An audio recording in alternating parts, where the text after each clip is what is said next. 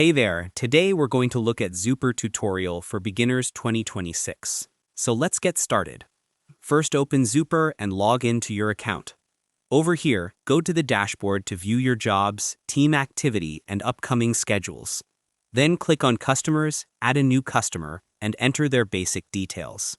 After that, go to Work Orders, tap Create Work Order, and fill in the service details.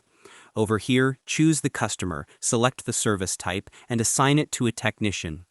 Then save the work order and send the update to your customer. After that, open the work order, add notes, upload photos, and track job progress. Over here, scroll down and view the timeline to monitor every action.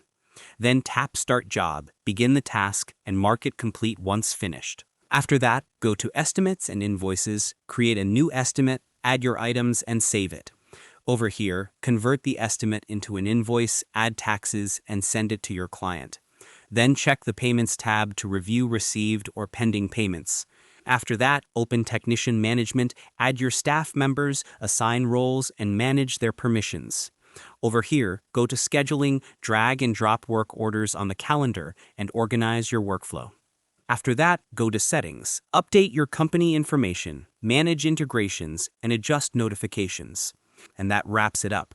Appreciate you watching. See you in the next.